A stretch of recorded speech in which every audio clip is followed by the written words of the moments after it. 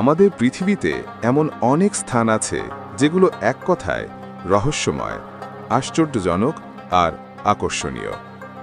আর ঠিক তেমনই এক বিস্ময়কর স্থান হল আদম পাহাড়। হক মানে সত্য চ্যানেলের আজকের ভিডিওতে সবাইকে জানাই আন্তরিক স্বাগতম। যারা চ্যানেলে নতুন তারা এখনই সাবস্ক্রাইব করে পাশে থাকুন, কারণ আজ আমরা জানব এক অবিশ্বাস্য বাস্তব কাহিনী, যেখানে প্রথম মানব হযরত আদম আলাইহিস সালামের পদচিহ্ন আজও টিকে আছে। শ্রীলঙ্কার কেন্দ্রে অবস্থিত এই পাহাড়টির নাম অ্যাডামস পিক বা স্থানীয় ভাষায় শ্রীপদা। মুসলমানদের বিশ্বাস হযরত আদম আলাইহিস সালাম স্বর্গ থেকে অবতীর্ণ হওয়ার পর প্রথম পা রাখেন এই পাহাড়ের চূড়ায়, তাই এ পাহাড়ের নাম রাখা হয় আদম পাহাড়। ইতিহাসে পাওয়া যায় ৮৫১ সালে আরব ভ্রমণকারী সুলাইমান প্রথম এই পদচিহ্ন দেখতে পান এবং তা নিয়ে লেখেন তার ভ্রমণ বৃত্তান্ত। আর পরবর্তীতে বিখ্যাত মুসলিম দার্শনিক ও পর্যটক ইবন বতুতা ১২৯২ সালে চীন থেকে ভেনিস যাওয়ার পথে এই পাহাড়ে আরোহণ করেন। তিনি নিজে এই পবিত্র স্থান দেখে গভীর শ্রদ্ধা নিবেদন করেন। ১৮১৭ সালে ব্রিটিশ জরিপকারী ম্যালকম প্রথমবার পাহাড়টির সঠিক পরিমাপ করেন।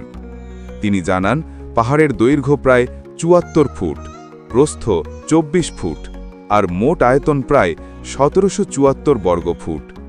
আর চূড়ায় রয়েছে এক বিশাল পাথরখণ্ড, যার উচ্চতা প্রায় ৮ ফুট।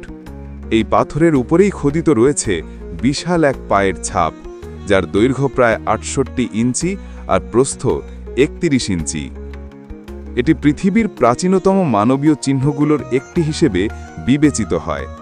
আর আশ্চর্যের বিষয় শুধু মুসলমানরাই নয়, বৌদ্ধরা বিশ্বাস করেন এটি গৌতম বুদ্ধের পদচিহ্ন, হিন্দুরা বলেন এটি ভগবান শিবের পা, আর খ্রিস্টানরাও একে পবিত্র স্থান হিসেবে দেখে থাকেন। আদম পাহাড়ের উচ্চতা প্রায় ৭৩৫৯ ফুট বা ২২৪৩ মিটার। প্রতিদিন ভোরে এখানে সূর্যোদয় দেখতে হাজারো মানুষ ভিড় জমায়, যে দৃশ্যটি স্থানীয়রা বলে sunrise view of paradise. December থেকে মে মাস পর্যন্ত সময়টি হল পাহাড়ে আরোহণের মৌসুম। এই সময় হাজারো তীর্থযাত্রী পায়ে হেঁটে প্রায় ৫০০০ সিঁড়ি অতিক্রম করে উঠে যান চূড়ায়, শুধু সেই পবিত্র পদচিহ্ন এক নজর দেখার জন্য। বন্ধুরা, সত্যি বিস্ময়কর নয় কি?